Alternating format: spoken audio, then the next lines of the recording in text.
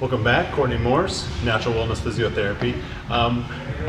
Sometimes these things come as I am exploring myself and I kind of find some discrepancies, or I got some aches and pains and things like that. What I've noticed over the last few weeks, I think I was doing some pull-ups and I maybe got into it a little bit too hard, but I was treating a shoulder course the other day, and I was trying to demonstrate, hey, here's what a good shoulder, good shoulder mobility looks like, and here's what this other one looks like, right? Big difference, right? And so anytime that I get a little bit of stiffness, especially in this overhead range, the very, very first thing that I want to check is, hey, do I have a first rib that's elevated and kind of pulling and not allowing me to get that end range shoulder piece? Now, our first rib, if you kind of feel right behind your collarbone, it's called your subclavian triangle, right? You feel back there, and there's this kind of bony prominence in there. This first rib, what has to happen, sometimes if we get some neck tightness or some stiffness, what has to happen when we raise our arm up all the way overhead is our collarbone, our clavicle, it tips backwards 90 degrees, right? And if this first rib is elevated, it prevents that collarbone from getting all the way back, right? So before I do any stretching or anything else, I want to check and make sure that this rib is not out of place, okay?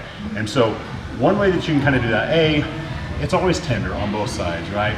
Because this is an area that just gets a little bit sore, okay?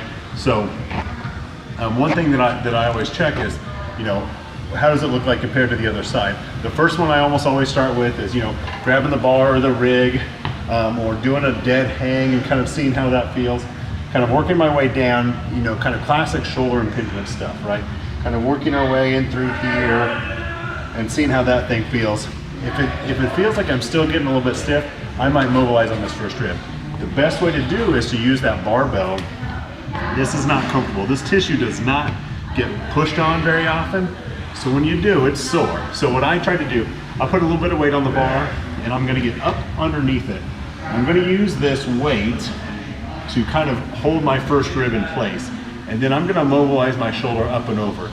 Sometimes if it's really bad, I might stick like a small little ball, a racket ball or something in there. But today we're just gonna hook it into there, right?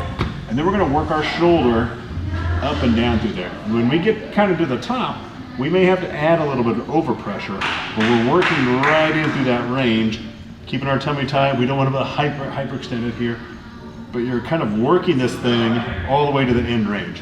And if this is an issue for you, this first rib should clean up pretty nicely. And I think mine did actually a little bit. So just 5 or 10 times through there, and then kind of finish it up again with some of that stretching and a little bit of a dead hang there, okay? So if you got some stiffness at the end range on your shoulder, check this thing out first. So until next time, Courtney Morse, Natural Wellness Physiotherapy.